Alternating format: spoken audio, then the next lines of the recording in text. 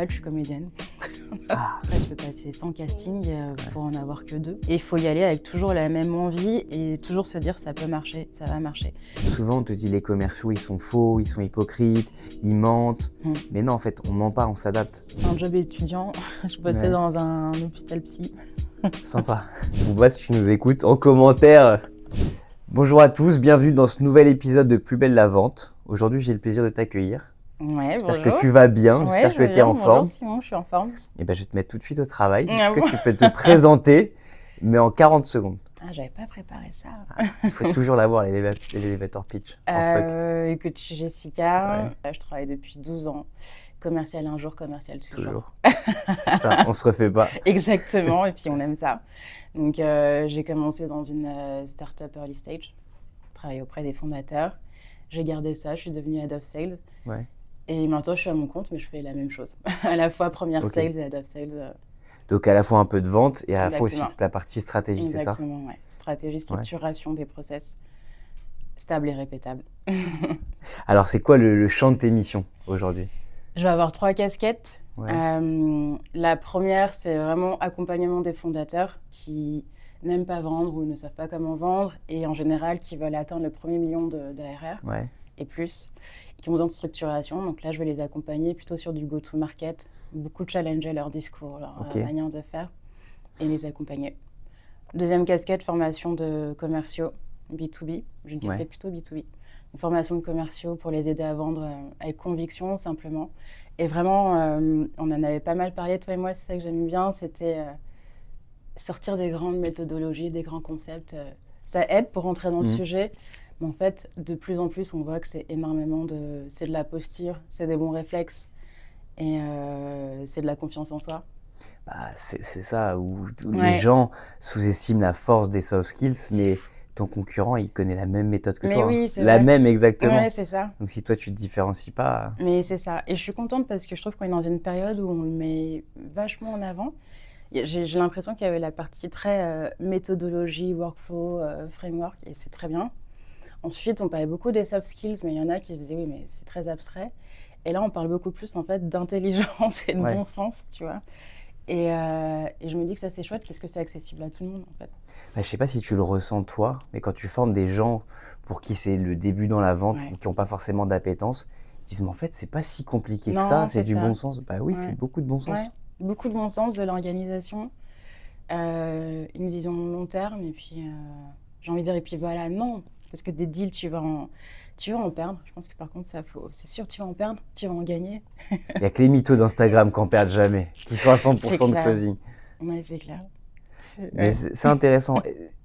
Je trouve qu'il y a une nouvelle génération de commerciaux, en tout cas de vision du métier de commercial.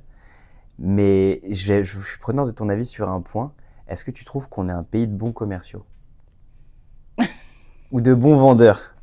Ah, j'attaque fort. Lundi matin, 8h, j'attaque fort. Tu fais bien. Alors, il y a un peu ce côté, du coup, comment je me positionne. Est-ce que tu vois, je suis dans un mix entre je m'intègre parce que je te disais commercial un jour, commercial toujours, et à distance. Ça pourrait être mieux parce qu'il y a un côté pas assumé. Ouais. Et ça, c'est quelque chose qui me surprend, si tu veux, que ce soit quelqu'un qui débute ou quelqu'un qui est un peu plus senior. Ouais. Je trouve que les gens n'assument pas forcément d'être des commerciaux. Oui, tu as des consultants, c'est ça. Techniciens, ouais, c'est ça. Mais pas des commerciaux. Mais t'es commercial, en fait. Ouais, t'es commercial et c'est OK. C'est ça. Mais après, on a été, je trouve, un peu... Comment dire, la planche a été savonnée par les commerciaux du CPF, les arnaques, etc. En veux-tu, en voilà. Et c'est vrai qu'il y a une peur du côté client du commercial, en tout cas de l'authenticité ou l'honnêteté du commercial, qui fait qu'on essaie de se planquer un petit peu. Oui, je comprends. Et je comprends qu'on évolue se distinguer de ça. Après, la raison pour laquelle, tu vois, c'est cool de parler du mot commercial, pourtant je fais beaucoup de franglais, mais ça j'essaie de vraiment le dire en français, c'est qu'en fait, c'est un peu pour revaloriser ce terme et qu'on comprenne qu'il intègre plein de choses. Et en général, d'ailleurs, dans les coachings et les formations des commerciaux, il y a toujours cette partie un peu, pas alcoolique anonyme, mais ce côté un peu thérapeutique. Allez, dis-moi. Ouais, de revaloriser, de dire, OK, qu'est-ce que tu n'aimes pas? Tu vois, et donc du coup, ça y est, balance-moi tout ce que t'aimes pas, ça. Il y a ça qui est dur, il y a ça qui est dur. On est parti comme ça c'est chiant. Ouais. Et qu'est-ce que t'aimes, tu vois? Et on repart on en finit sur la note positive. Parce que c'est ça, être commercial, ça englobe plein de trucs qui sont vraiment chouettes. Et il y a plein de manières de l'être.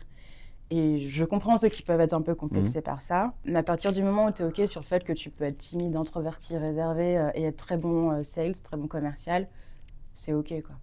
Toi, quand on côtoie beaucoup, c'est quoi le portrait robot ou les portraits robots de bons commerciaux? Est-ce qu'il y a des qualités que tu retrouves tout le temps? Ouais, il y a le côté organisé, rigoureux.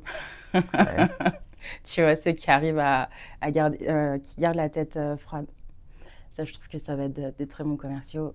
Et ceux aussi qui savent s'amuser dans le côté un peu, je le dis sans détour, agressivité commerciale quand même, tu vois. Ouais. Et qui sont au clair avec, ça peut paraître un peu conceptuel, mais on va dire leur motivation interne et les motivations externes. C'est-à-dire ça fait un peu, tu sais, le personnage comédienne et tout, mais en gros, pour moi, un bon sales, il est au clair sur le fait qu'il y a ses motivations internes, c'est... J'ai besoin, à chaque fois que j'ai une touche avec mon prospect, de le qualifier. En gros, moi, mon but, c'est de signer. Un truc très bête et méchant. Ouais. Mon but, c'est de signer. Donc, est-ce que je me rapproche de ce but? Est-ce que le terrain est propice? Est-ce que la qualification est bonne? Et donc, c'est toujours ces motivations internes. Et les motivations externes, parce que du coup, tu ne vas pas vendre pour vendre, c'est est-ce qu'on est toujours raccord avec le besoin du prospect? Est-ce qu'il y a un vrai match? Est-ce que ma solution, elle est pertinente? Ouais. Et en fait, pour moi, un sales qui avance avec ces deux niveaux à chaque fois, qui vont jusqu'au closing, pour moi, c'est les meilleurs. Ok. Ce qui est bien, c'est qu'il y a toujours des portraits des commerciaux différents selon chacun, mais c'est intéressant parce que ça montre aussi qu'il n'y a pas un profil type de commercial. Non. Et surtout, tu vois, ce que j'aime bien dans ta réponse, c'est qu'on est loin du cliché du vendeur de tapis qui va avec sa flûte à bec en rendez-vous client, qui va t'endormir et te faire signer n'importe quoi. Mais non, mais moi, j'en ai vu peu, en fait, des sales comme ça. Je sais pas. Bah, je suis d'accord avec toi, moi non plus. Ouais. C'est pas le portrait robot qu'on a le plus souvent, mais dans la pensée commune des gens, c'est ce type de commercial-là que tu vas rencontrer à chaque coin de rue, finalement. Ouais, c'est vrai. Et même d'ailleurs dans les fondateurs, moi je parle souvent de cette espèce de aversion-attraction pour les commerciaux. Ouais, c'est vrai. Et c'est vrai que même des fondateurs qui savent qu'ils doivent eux-mêmes se mettre dans le commercial, dans les sales, ils ont aussi cette appréhension. Et il y en a qui me disaient, deux fondateurs m'ont dit ouais, mais vous, on sait jamais trop comment se positionner avec vous. Donc tu vois, ça montrait qu'il y avait quand même un a priori. Et un autre fondateur qui me disait ouais, mais en général vous montrez hyper avenant, tout est bien et tout, puis d'un coup ouais, mais j'ai déjà eu celui-là aussi. Ok. J'ai déjà eu, vous savez vous vendre, mais c'est pas faux non plus d'ailleurs, des gens qui te disent vous savez vachement bien vous vendre, mais une fois qu'il faut vendre le produit de l'entreprise, c'est parfois plus difficile. Et c'est vrai que ça peut arriver. Et on a un côté assez déceptif. Et je sais pas, j'ai l'impression qu'on fait beaucoup de clichés avec les commerciaux, moins que d'autres travails, moins que d'autres professions. Mais le commercial, il a un portrait robot, un défaut, une qualité. Ouais, c'est vrai. C'est particulier quand même. C'est vrai. Après, tu l'as aussi sur le tech, ce qui fait donc du coup, ça donne des choses assez rigolotes. Le tech, tu l'imagines, les cheveux longs, les lunettes et ensuite à zip là. C'est ça. Et puis si tu l'amènes en rendez-vous client, c'est un peu ta caution pour faire bien, mais tu veux pas qu'il parle parce qu'il peut tuer ta vente. Tais-toi. C'est des clichés dont je m'amuse. Vaut mieux s'en amuser en effet. Et c'est vrai que du coup, pour te montrer que je perds pas le fil, et ma troisième casquette, parce que je sais que j'ai trois casquettes, et la troisième, ça va être directrice commerciale, mais part-time, donc tu as 2 à 3 jours dans les entreprises pour une problématique donnée. Ça me fait une transition géniale pour te demander un peu quel est ton parcours et quel est ton premier contact avec la vente finalement. Ouais. Dans mon parcours, initialement, moi, je voulais travailler dans l'art et dans la culture. Et la vente, c'est pas de l'art ? Si. Presque de la culture. Presque, ça devient une culture, tu vois. Non, mais c'est vrai, on se comprend un peu tous, mais maintenant, il y a ce truc de communauté des commerciaux, d'ailleurs, je trouve ça génial. Mais non, initialement, je voulais bosser dans l'art, la culture, et justement, tu vois, développer des artistes, mettre en avant. Donc, il y avait déjà ce côté mettre en avant, développer, ambassadeur de... Et moi, j'ai fait une école de commerce. Et puis finalement, dans mes stages, césure, j'ai découvert plutôt le monde de la tech, que je trouvais ça chouette. Tech pour une application concrète. Je trouvais pas ça pas mal et donc j'ai commencé à travailler dans une start-up très technique, très niche, l'inspection de pales d'éoliennes. Avec un système d'appareil photo. En fait, c'était l'idée d'inspecter à distance la pale d'éolienne avec, tu vois, une rafale de photos, en faire une reconstitution comme un Google Maps et permettre de l'expertiser en ligne. Et tu vois, ça remonte à 2014, mais on était déjà dans tout ce qui était traitement de données, enfin data processing, traitement de données, IA. Et donc, il y a 11 ans. Il y a, mais 2014, donc il y a 11 ans. Puis en cours de route, ça a été des photos prises avec des drones, donc on était vraiment pile poil dans la tech, mais quand même quelque chose d'assez niche. Donc voilà, j'ai commencé les sales là, je travaillais auprès des fondateurs, puis ils m'ont fait confiance. Enfin voilà, tu sais, exécution, structuration, compréhension. Et puis ils m'ont fait confiance, les chiffres étaient bons pour recruter ma première équipe. Et j'aime bien dire qu'ils ont fait plus vite et mieux que moi. C'est le but quand tu passes, je trouve, Head of Sales. Voilà, donc j'ai été dans cette entreprise assez longtemps. Et puis j'ai continué dans le secteur plutôt tech appliqué à l'industrie, donc évacuation de déchets de chantier, BTP. Que des sujets glamour. Exactement. À chaque fois, je me dis... j'ai un fondateur qui me dit « Ah ouais, t'as bossé dans des unsexy business », et c'est vrai. Ouais, mais c'est ce qui ramène aussi un peu d'argent. Complètement. T'es sur des paniers moyens assez conséquents. Et en plus, en termes d'école de vente pure, c'est que tu vois, c'était des boîtes qui faisaient beaucoup de chiffre d'affaires à l'étranger. Donc très vite, moi, je me déplaçais énormément pour avoir des clients dans les pays scandinaves, aux US, en Espagne. Et puis j'apprenais, c'est des secteurs aussi où tu montes beaucoup de partenariats. Et donc tu apprends aussi d'autres sales, d'autres boîtes à l'étranger, des sales managers qui avaient 40, 50 ans, j'en avais 25. Et en fait, tout ça m'a enrichi sur le monde des sales. Mon parcours, c'est ça. Et en parallèle, je suis comédienne. J'allais l'introduire. Depuis 2 ans et demi. En fait, quand je suis passée à mon compte, je me suis dit, je faisais du théâtre depuis des années, mais j'avais vraiment envie de me focaliser sur la partie face cam, plutôt série, film, enfin cette méthode de l'acteur-là. Et donc, je me suis formée pendant 2 ans. Donc, je partageais mes semaines entre mes clients et l'école. Clairement, j'allais à l'école, j'avais une promo. École d'acting. École d'acting, avec des collègues potes qui avaient du coup 10 ans de moins que moi. Mais c'était génial.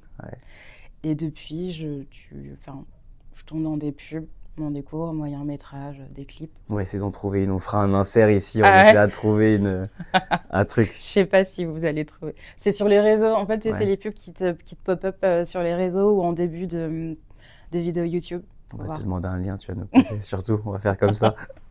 Et alors, moi, j'ai une question qui me taraude.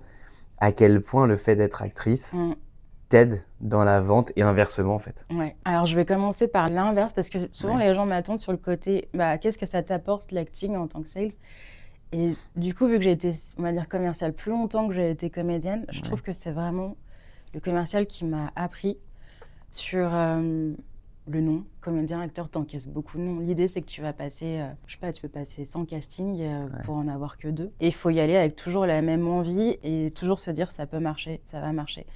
Et moi, je trouve que les sales ont appris ça parce que ton deal, justement, c'est à toi de tout faire pour le closer, mais t'es pas sûr de le closer. Et puis en fait, avant même d'être en phase de faire un devis à un prospect, t'as entendu non des tonnes de fois. Au téléphone, par mail, t'avances, tu fais 2 pas en arrière parce qu'il y a eu un tel à démissionner. Enfin voilà, clairement, cette résilience, moi je trouve qu'elle aide beaucoup. Et puis de se dire aussi que c'est une industrie, quoi. Il faut travailler. Oui, c'est du travail, c'est pas... Et puis le côté aussi réseau, mais un réseau sain, tu vois, du networking, mais de se dire, faisons des choses ensemble. Tu sais, ce côté un peu gestion de projet que tu as aussi quand tu vas être sales pour mener ton deal en fait jusqu'au bout. Ça m'a appris ça. Et le côté aussi de se décentrer. Tu vois, enfin tout le refus que tu vas avoir dans les ventes. Et c'est aussi ce que je dis aux sales. Enfin, ils me disent pas non à moi, Jessica. Non. Ils me disent non à moi. Voilà, à ce que je vends à un instant T. Et en fait, en acting, c'est pareil. C'est pas moi parce que je suis pas suffisamment moi ou d'autres. C'est qu'en fait, par rapport au projet qui va se monter, au personnage, à la manière dont ils l'ont vu, je sais pas si je dois faire la sœur de quelqu'un. Ils ont déjà casté le frère. Et en fait, ça marche pas tant. Mais c'est pas moi. Donc ça m'apprend vachement par rapport à ça et ça m'a aidé. Et l'inverse, je m'en rendais pas compte quand je faisais du théâtre et tout, mais si, clairement, la posture. Je pense qu'il y a une certaine aisance à l'oral. Au début, je n'étais pas d'accord, mais la réalité, c'est que je pense que si, quand même. On essaie de se dire, mais non. Oui, c'est mon talent. Ouais, non, mais, ouais, mais en plus, je trouve que tu as un truc sur le talent et l'aisance relationnelle ou à l'oral où on se dit, non, mais c'est un faux débat, c'est une fausse excuse, c'est un faux talent, c'est un tout petit plus. Bah non, c'est pas une condition sine qua non, mais quand même être à l'aise relationnellement ou à l'oral, ça aide vachement pour un commercial. Bien sûr, bien sûr. Et tu considères, toi, parce que j'ai eu aussi une prof de théâtre qui me disait, bah moi, quand je fais du call, c'est une nouvelle pièce qui commence à chaque fois. Exactement. Est-ce que tu le considères comme ça? Ouais, je le prends comme ça aussi, ou même quand j'ai une nouvelle interaction avec un client. Et du coup, pas dans le côté on est faux, c'est pas ça. C'est qu'en fait, tu dois laisser aussi un peu ta personnalité. Moi, la réalité, c'est que je suis hyper introvertie, c'est que j'ai besoin de gros sas aussi de décompression et autres. Mais c'est plutôt, effectivement, ça va être une nouvelle dynamique. Tu mets ton masque de je suis là, mon but, c'est de vraiment créer ce match entre ce besoin que tu as peut-être identifié ou que tu n'as pas identifié et ce que moi j'ai à t'apporter. Et du coup, je vais me présenter en étant la meilleure version de moi pour te présenter ça. Et oui, tu mets un masque. C'est une nouvelle partie qui commence. Et à partir du moment où la personne, elle dit « Allô », même dans sa manière, manière dont elle a dit. Tu sais à quelle sauce tu vas te manger. Tu sais. Et tu sais aussi comment tu vas t'adapter. Est-ce que tu vas plutôt être bas? Est-ce que tu vas plutôt être en force, mais dans le sens « Bonjour, je vous appelle parce que… » ou plutôt « Bonjour ». Et en ça, oui, complètement. Et c'est intéressant, tu vois, parce que souvent, on te dit les commerciaux, ils sont faux, ils sont hypocrites, ils mentent. Mais non, en fait, on ment pas, on s'adapte. C'est-à-dire que je vais pas me transformer pour te faire plaisir, je vais juste m'adapter à comment toi tu es pour te parler comme tu as envie de l'entendre. Ça fait une différence quand même. Moi je suis totalement d'accord avec ça. C'est pas qu'on est faux, c'est qu'on attend aussi de nous, je pense, un certain dynamisme aussi, quoi. Enfin, t'as pas envie d'être… Enfin, déjà que t'es collé, si la personne elle est là, oui… Salut, en fait, je vais vous parler d'un… Voilà. T'as fait ton intro en 40 secondes, on sait à peine ton prénom, c'est un peu long. Oui, je pense qu'il y a ça. Et après, comme ce que j'aime bien, quand tu dis le but, c'est pas de se transformer, c'est aussi ça, j'aime bien dire, t'as toujours 20% de style perso chez chacun des commerciaux. Et là où ça peut faire mal, c'est quand on essaye de se travestir ou de… Si c'est pas toi, c'est pas toi. Et ça se sent vite. Ouais, ça se sent. Et puis en plus, je pense que le commercial, ça l'épuise, justement, de pas être lui, de jouer un rôle… C'est ce que tu apprends dans les formations disques et autres, c'est que tu peux jouer le personnage d'un autre, tu y arriveras, hein, je veux dire, tu seras même potentiellement convaincant, mais ça va te prendre une énergie qui ne te permettra pas d'enchaîner, en tout cas correctement, les différents rendez-vous. Ouais, complètement. Donc c'est intéressant. Et toi, du coup, tu m'as pas répondu, c'est quoi ta première vente dans toute ta vie? Ma première vente de toute ma vie, ma première vente. Ça peut être… Il y en a qui me disent à mes 7 ans. Ouais, c'est clair. Je pense que ma première vente, c'est la première fois que j'ai obtenu un boulot en soi. Parce que pour moi, c'est exactement la même chose. J'ai fait mes recherches, j'ai identifié une entreprise. C'était un job étudiant. Je bossais dans un hôpital psy. Sympa. T'as fait vraiment que des boulots sympas. Entre les déchets. Si tu files les trucs. Non, mais c'est parce que je voyais les premiers stages, mais non, en fait, le premier boulot et la première fois que j'ai passé un entretien, c'était là où bossait ma mère. Et c'était un hôpital psychiatrique. Et donc, c'était job d'été où tu es en cuisine, tu fais un peu de ménage. Tu fais un peu tes recherches sur l'entreprise, tu essaies de comprendre les missions que tu vas devoir réaliser. En plus, il n'existe pas de fiche de poste, donc tu fais un peu, t'es dehors. Et puis, tu arrives préparé face à la directrice, tu passes un entretien et c'était ça. Moi, je lui vendais le fait que pendant 1 mois, elle aurait besoin de moi. Et moi, mon closing, c'était le SMIC de l'été pour partir en août, quoi. C'est pas mal, ça. Oui, c'était ça. Et à quel point ça t'a aidé de travailler dans un hôpital psychiatrique pour manager des commerciaux après? Oula, non, il n'y a pas de lien. Allez, on est entre nous, tu peux le dire qu'ils sont ouf, les commerciaux. Non, il n'y a pas… Non, honnêtement, non. Peut-être sur l'acting, des fois, quand on joue certaines pathologies et tout. C'est vrai, ça me rappelle mais sur les sales, non. Ok. Et alors, du coup, toi, tu es arrivée donc dans ta première boîte en tant que première commerciale.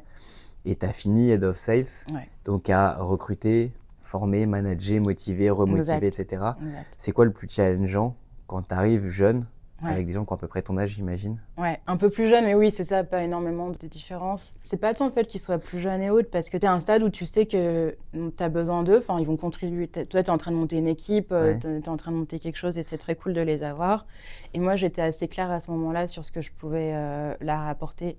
Déjà, on va dire, en termes de vision de l'entreprise et techniquement, et puis en tant que sales aussi, parce qu'on va dire que moi, j'étais sales depuis déjà 3 ans, non, donc j'avais déjà des choses à apporter, donc c'est pas toi une difficulté. Vu que tu as parlé de difficultés, je trouve quand même, c'est qu'en fait, il faut toujours être au taquet.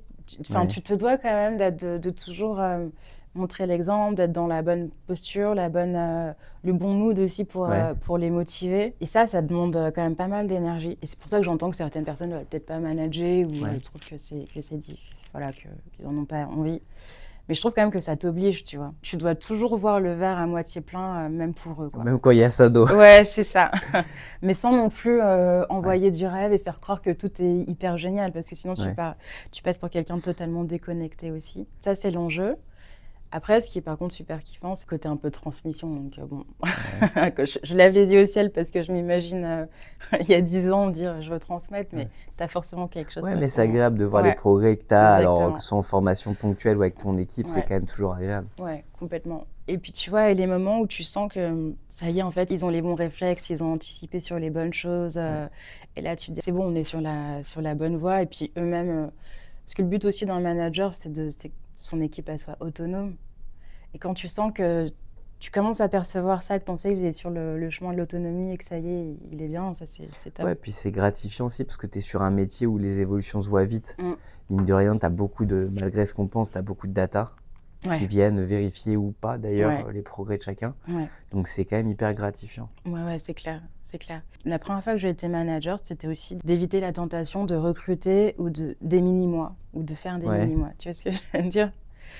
Parce que comme tu dis, il n'y a pas de profil type du sales. Et quand tu veux construire une équipe, tu peux avoir la facilité, quand je vois des candidats, de me dire « Ah ouais, je vois, c'est un profil plutôt justement plutôt comme ça, je reconnais ça de moi, mais c'est pas le but, quoi. » Ok. Et même après, en fait, je pense qu'un bon manager, globalement, il sait où est-ce qu'il va emmener ses équipes, quels sont les objectifs à atteindre. Après, ça a eu de leur donner les différents jalons pour y arriver. Mais il n'y a pas juste un chemin unique. Au début, la tentation a été grande pour moi de... Ouais, c'est rassurant. Ouais, au tout début, c'est rassurant. Mais en fait, c'est pas la bonne manière de faire. Moi, je me souviens d'avoir bossé dans ma première boîte avec une entreprise de la tech française. Et les commerciaux, c'était tous des clones. Il y en avait une bonne quinzaine. C'était tous des clones du directeur commercial. Tous. Et c'était fou, c'était vraiment le président de BDE d'école de commerce, je vois. Cloné. Ah, ça m'angoisse. Et je pense que ça leur a servi à des moments et ça leur a desservi à beaucoup d'autres, parce que c'est par la diversité aussi que tu avances dans une entreprise, encore plus dans une équipe commerciale. Ouais, c'est clair. Je sais aussi que c'est humain, tu vois, de vouloir, même sans t'en rendre compte, en fait, tu recrutes des personnes qui te ressemblent, mais comme tu dis, tu peux faire mieux, quoi. Et justement, tu me parlais de bons managers. Moi, j'ai en tête, tu sais, ta vidéo où ils disent aux managers de faire un call. Alors du coup, ça me donne une question. Est-ce qu'un bon commercial est forcément un bon manager ? Est-ce qu'un bon manager doit être un bon commercial ou un ex-bon commercial ? Ouais, alors la première, est-ce qu'un bon commercial est forcément un bon manager ? Non, clairement. Donc, et je pense qu'on est globalement tous assez d'accord par rapport à ça et autres. Sur la partie du manager, est-ce qu'il doit être un bon commercial ? Pour moi, oui. Clairement, pour moi, oui.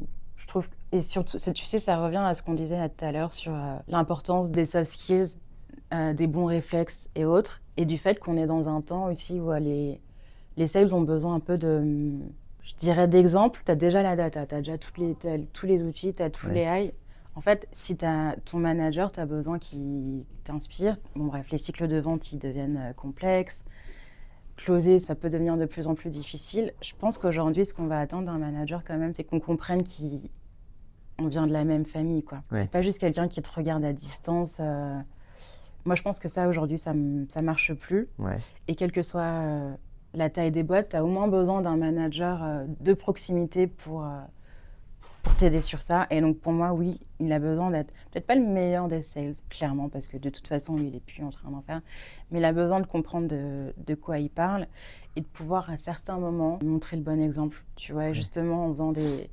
Ça peut plus marcher de dire le call, c'est... Pour les autres. Ouais, c'est pour les autres, c'est pour vous, mais c'est pas pour moi. C'est pas possible, c'est trop difficile. Tu peux plus. Et je discute avec pas mal de DIRCO, enfin, on se crée cette communauté, on devient un peu potes et tout. Et tous, ils s'y sont remis, en fait. Ouais.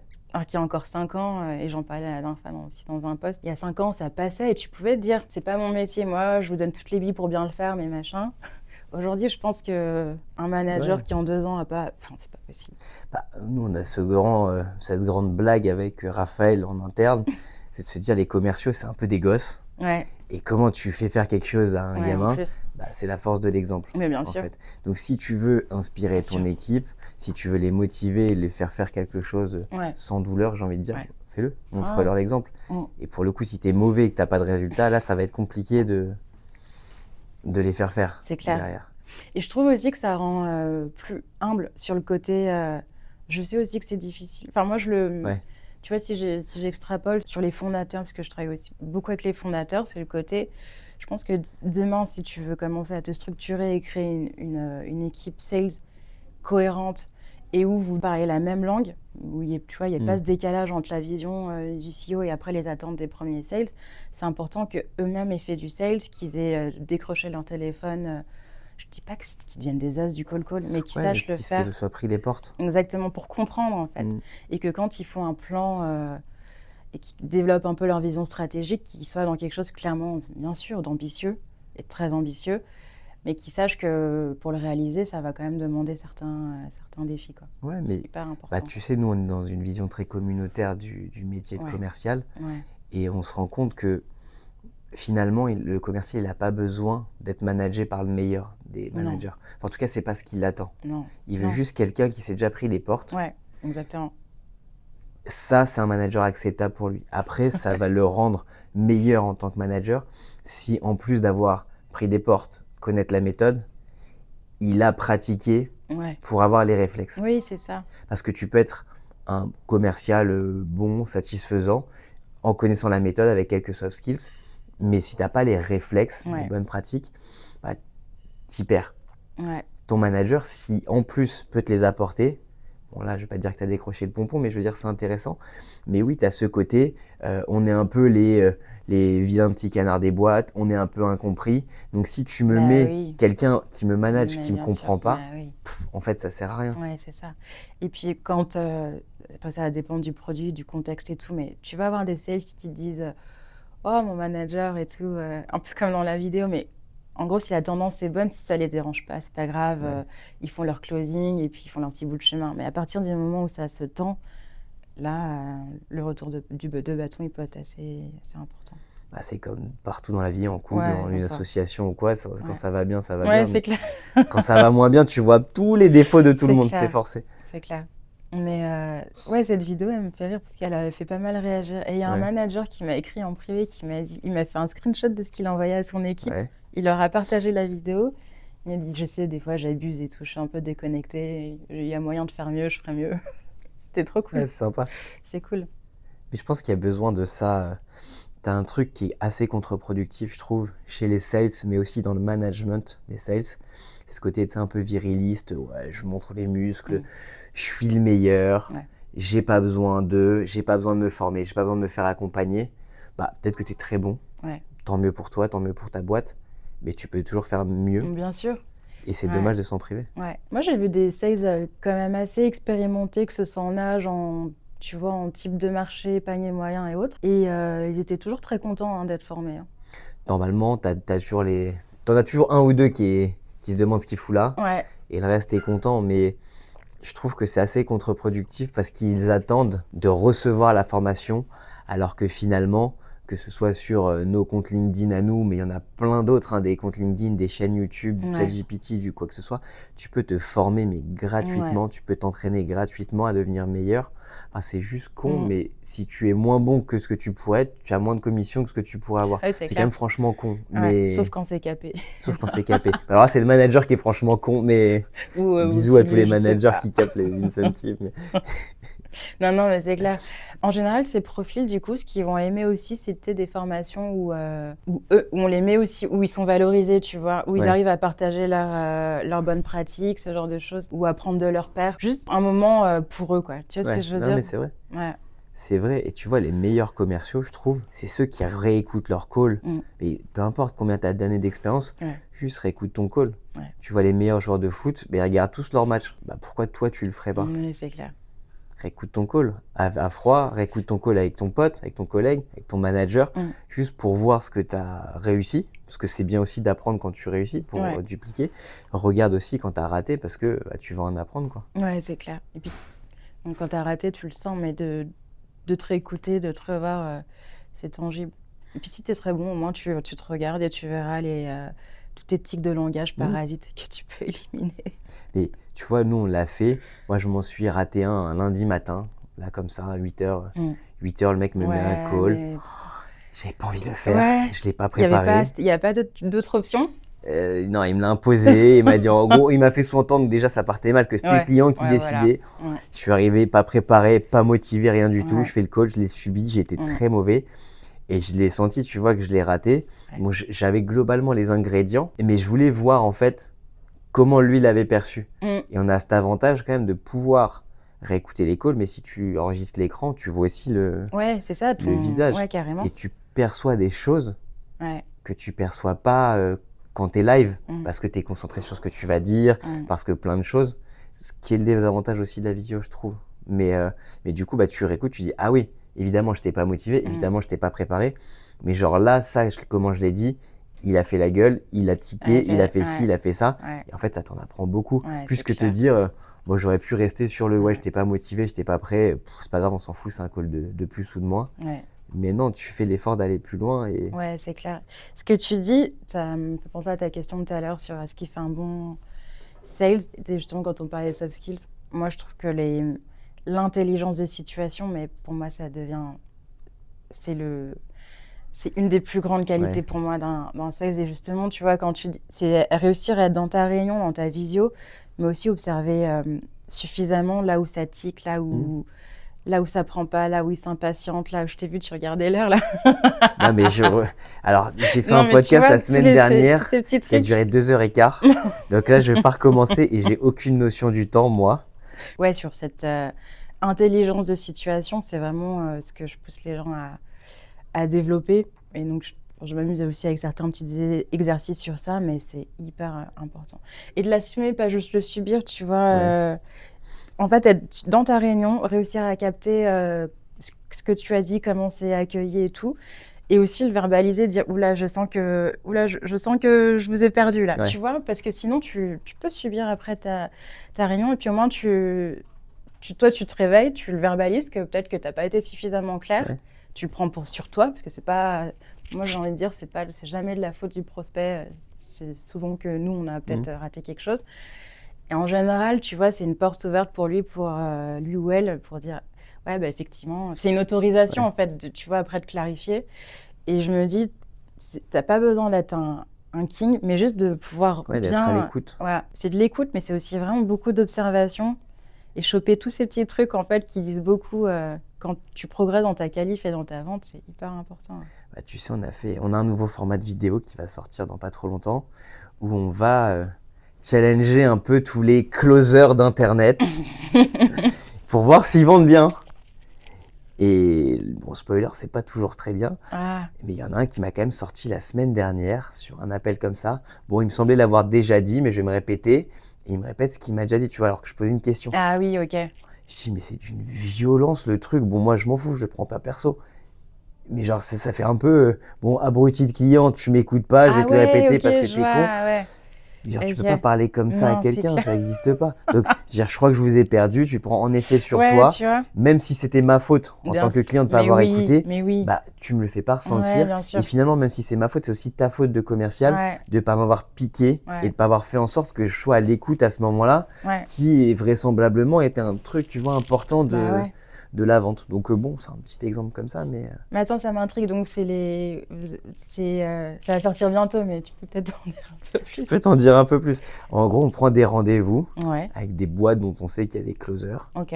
comme si on était des clients, alors sous faux nom et tout ça, mais comme si on était des clients, on met pas la caméra, et on fait un appel de vente. Et on regarde celui qui vend, et il y en a qui sont très bons, et celui qui se prétend très bon, mais qui est finalement pas très très bon. D'accord. Et il y en a aussi beaucoup. Ok. Tu vois, t'en as, alors on les met dans tous les pièges possibles, tu vois, je vais y réfléchir à 30 secondes de la fin du call, que des trucs à la con comme ça, où j'en parle à mon boss, où c'est trop cher, où je signe maintenant, si tu me fais 80% de remise, tu vois, juste pour voir comment ils réagissent, des trucs à la con. Et en fait, il y a beaucoup de lacunes dans la formation. Tu vois, tout à l'heure, tu me demandais si je trouvais que les commerciaux étaient bien formés en France. Tu trouves que du coup, les commerciaux ne reçoivent pas assez de formation en continu? Ouais. Moi, je trouve qu'il y a deux choses. Alors, nous qui faisons de la formation un peu comme toi, tu as beaucoup de commerciaux qui vont te dire « mais mon manager n'investit pas suffisamment, mon entreprise n'investit pas suffisamment ». C'est pas forcément faux. Je suis d'accord avec beaucoup. Surtout que tu as beaucoup de prises en charge en France. Donc en fait, c'est quasi gratuit, même si on n'a pas le droit de dire ça vis-à-vis de Calliope, mais ça l'est quand même. À l'inverse, j'ai quand même envie de leur répondre, tu vois, aux commerciaux, tu as 2 bras, 2 jambes, tu peux aussi te renseigner tout seul, tu peux te former tout seul et acheter un bouquin à la FNAC à 7-8 euros. Enfin, ça va pas te ruiner et ça va t'en apprendre plein. Aller sur des chaînes YouTube, c'est gratuit. Enfin, fais aussi cet effort-là, toi, d'aller chercher, pas d'attendre qu'on te donne la béquille, quoi. Ouais, ça c'est le terme, ça fait très à chaque fois cliché, mais je le trouve tellement juste. C'est ce fameux growth mindset en fait. C'est, tu vois, te dire, je suis là, comment je peux aller là? Comment je peux continuer d'apprendre en fait en continu? Je suis pas j'aime pas faire ce que je vais faire, de glorifier les États-Unis comme si ils étaient les meilleurs partout. Mais pourquoi tu as énormément de coachs aux États-Unis? Parce que eux ont compris, mais les commerciaux aussi, les entrepreneurs aussi, que oui, tu es peut-être bon aujourd'hui, mais quoi qu'il arrive, tu peux être meilleur. Et que tu peux te faire aider, et que c'est pas parce que tu te fais aider par quelqu'un d'autre que lui-même est meilleur que toi ou que t'es pas bon. Ouais, je suis d'accord. Non, il a une vision différente, il peut t'accompagner. C'est pour ça que tu as des mecs qui font des conférences à 1000 $ par participant sur un week-end, des trucs comme ça, que tu aurais difficilement en France, même si tu as quelques modèles qui marchent. Bah, en fait, c'est qu'une question de mindset de celui qui va recevoir, qui n'est pas prêt en fait. C'est clair. Et ça aussi, alors ça c'est toujours un peu mon petit disclaimer quand je démarre des formations, en disant moi je suis au taquet, je suis trop contente d'être là et tu vois, avec une boîte m'ait fait confiance, que eux soient là aussi, tu vois. Mais ça va partir avant tout d'eux, tu vois. Moi, je vais faire le max, mais s'ils sont dans une démarche pour que la formation, elle se passe bien, ça va aller. S'ils sont pas dans la bonne démarche, moi, je pourrais pas non plus. Je suis pas magicienne, quoi. Ça, et je l'ai vu aussi pour moi, les fois où j'ai été formée, où en fait, ça part avant tout de moi, quoi. Ouais, bien sûr. Donc ça, tu peux donner tout ce que tu veux, si l'autre en face de toi, il n'est pas prêt à recevoir. Ouais, c'est ça. Ça reste bloqué au milieu, finalement. C'est clair. Et tu vois, c'est marrant parce que avant, j'étais hyper cynique sur... je pense qu'on a sorti au moins 20 poncifs là, en 3 quarts d'heure. Et avant, j'aurais été... Mais en fait, non. C'est la vérité, quoi. Tu sais, si tu veux améliorer des choses, tu dois partir d'un constat. Ouais. Tu fais une mission de conseil demain, tu pars d'un audit. Ouais. Bah, l'audit, parfois, il fait pas forcément plaisir à voir, mais tu as besoin de voir ce qui est bien fait, ce qui est mal fait. Et tu vois, sur la question que tu sous-entendais tout à l'heure, moi, je trouve qu'il y a énormément de bons commerciaux, voire de très bons commerciaux en France. Je trouve que le niveau est très hétérogène. C'est-à-dire qu'il y en a aussi des très, très mauvais. Ouais. Et que n'importe qui se prétend un peu commercial parce qu'il a vendu une baguette de pain à sa grand-mère. Bon, ça fait pas de toi un génie de la vente, mais je trouve que les écarts sont très vastes. Pour avoir fait quelques formations aux États-Unis à des équipes d'Américains, et j'en ai même fait à des équipes de Sud-Américains. Que vous avez délivré qu'on a délivré aux États-Unis. Cool. Et bah, on a quand même de très très bons réflexes. Ouais. De très bons réflexes. Dans les Américains, d'ailleurs ça va être le sujet d'un de mes posts sur LinkedIn, sont très très bons dans l'émotion. Ouais. Alors ils savent te raconter mais à merveille une histoire, ils ont beaucoup d'éloquence, etc. Mais en fait, c'est tout. Ouais, et c'est ça. Et la vente, ça va plus loin. En fait, en vente transactionnelle, je pense qu'effectivement, vu qu'ils savent impacter, ça peut aller vite. Après, tu as une question de suivi différent. C'est ça. Et en fait, quand je les ai formés, tu en as beaucoup. Tu vois, je les challenge un petit peu. Ils me disent, mais ça, je le fais toujours parce que ça marche à chaque fois. Mais en fait, ça marche pas forcément à chaque fois. Toi, tu crois que ça marche à chaque fois, mais t'as pas fait de découverte parce qu'alors eux, le client, ses besoins, ils s'en foutent, mais complet. Ils sont là pour te vendre, alors, mais en force. Et je dis, mais non, en fait. Et je pense que sur l'écoute, quand on fait l'effort en France, ce qui est pas toujours le cas, on est très très bon. Et c'est une qualité sur laquelle on surfe pas assez, je trouve. Ah, c'est super intéressant. Ce que tu dis. Du coup, ça devait être intéressant d'aller former des sales aux US, quoi. Et les Frenchies qui arrivent. Ouais, et j'ai trouvé les Sud-Américains très très bons. Parce qu'ils étaient aussi aux États-Unis depuis longtemps. En gros, c'était une régie de panneaux solaires aux États-Unis. Et donc, tu avais plusieurs équipes anglophones ou hispanophones en fonction des différents États dans lesquels ils bossaient. Et donc, tu avais beaucoup de gens qui étaient au contact de commerciaux américains, mais avec un background sud-américain. Et alors, eux ont une vraie facilité à faire parler, une vraie empathie, une vraie posture. Ils sont très bons, en fait, ils sont très sympathiques, mais plus vrais que les Américains qui ils te mettent à l'aise parce que ils veulent vraiment te mettre à l'aise après, globalement. Et donc, je trouvais qu'ils étaient vachement bons, mais ça change. Et je dis, mais en fait, un Français, tu vois, on parlait de diversité tout à l'heure, il aurait aussi sa carte à jouer différent du Sud-Américain, différent du Nord-Américain. Mais chacun serait bon dans son domaine, quoi. Ouais, c'est clair. Mais sur la partie vente, le côté émotionnel de la vente, ça manque aussi, tu vois. Enfin, je trouve, je parlais beaucoup aussi du storytelling personnel, des sales qui, tu n'arrives pas trop à savoir, beaucoup démarrent sur le pitch, mais n'arrivent pas trop à ancrer, cet ancrage, tu vois. Tu m'as demandé qui je suis, mon parcours et tout. On n'est pas forcément obligé de le faire à tous les rendez-vous, surtout quand il dit 30 minutes. Je pense que c'est sous-côté. Ce côté, en fait, qui je suis, pourquoi je suis là, pourquoi je suis contente de vous parler aujourd'hui.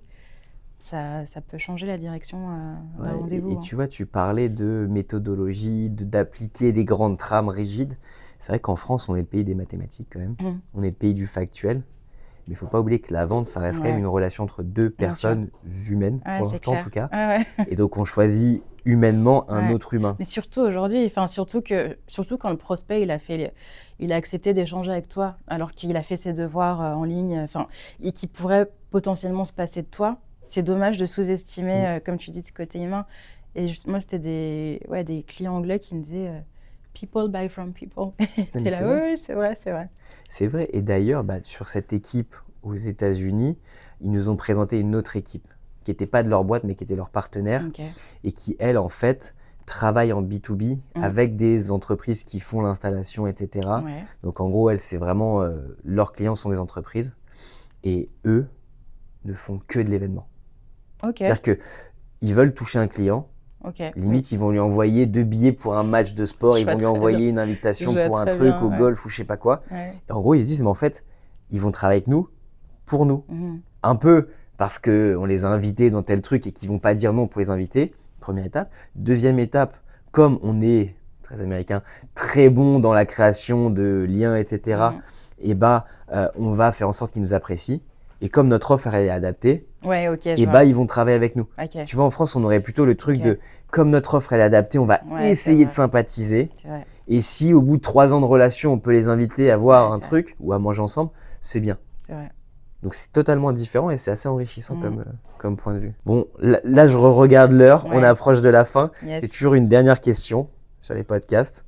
Si tu avais l'opportunité, toute époque confondue, de déjeuner ou de dîner d'ailleurs, avec une personne célèbre, ce serait qui? J'hésite entre un chanteur ou un acteur.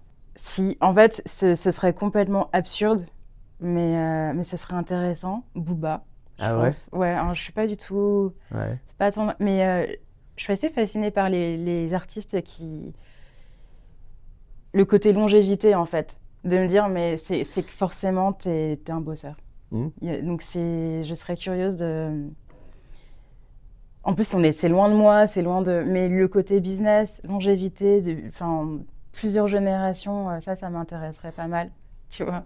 Si tu arrives à voir Booba, je suis là, moi. Et du coup, pour un dîner, je serais curieuse de voir où est-ce qu'on irait dîner, où est-ce que, je sais pas. Ah ouais, du coup, c'est ma prochaine question. Tu l'emmènes manger où, Booba? Ah, c'est à moi de l'emmener manger tu l'invites. Hein. J'adore les fruits de mer, donc un bon resto de fruits de mer. Pour s'il sait ouvrir une huître. Ça, je sais pas. Booba, si tu nous écoutes, en commentaire, Ça fait buzzer la vidéo. Ouais, c'est le mec clair. qui poste, il commente. Non, ouais, donc ce serait ça. Et puis le côté, ouais, comment tu t'es renouvelé, justement, comment tu continues de te former. On parle de, je sais pas, depuis qu'il a démarré, peut-être 30 ans, combien de rap au sein du hip-hop, tu vois, et comment son style a sa vachement changé, puis Lunatic et tout ça. Tu vois, voilà. Et donc, quelle veille musicale, comment il fait pour rester, ce serait intéressant comment il s'entoure. Ouais, je pense que ce serait super intéressant.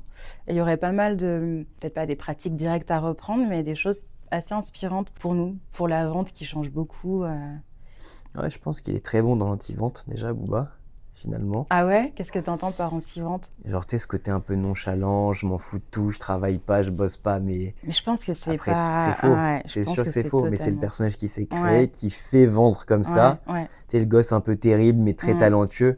Je suis sûr que c'est pas si vrai que ça, Non, et que c'est finalement, c'est un monstre de travail, et qu'il est très très intelligent, malgré ce qu'on peut nous faire croire. Oui, voilà, c'est ça. Et j'aimerais bien avoir accès à ce côté-là. Bon, je sais pas si un dîner de 2 heures le permettrait, mais en tout cas, ce serait intéressant. Ouais. Si tu veux le croiser, tu peux le croiser à Miami. Ok, j'ai pas prévu d'y aller tout de suite. Mais peut-être que si on va ensemble en déplacement pour une formation... Nous, on a un investisseur là-bas et on y va souvent. Moi, j'ai un copain qui habite là-bas, il le voit souvent. Ouais, ok. Donc après, il lui a jamais parlé, c'est pas son pote, mais Oui. Il le croise en tout cas souvent. Oui, mais c'est vrai qu'il vit là-bas, oui, c'est vrai. Voilà. Bah, écoute, merci beaucoup. Booba, si tu nous écoutes, réponds au moins à quelques-unes des questions. Tu nous diras si tu sais ouvrir une huître ou pas. En tout cas, merci à tous pour votre écoute. J'espère que ça vous a plu. Merci à toi pour ta participation. Merci pour l'invitation. J'espère que ça t'a plu aussi. Ouais, c'était super. Et puis on se retrouve la semaine prochaine pour un nouvel épisode de Plus belle la vente. Merci Simon. Avec plaisir.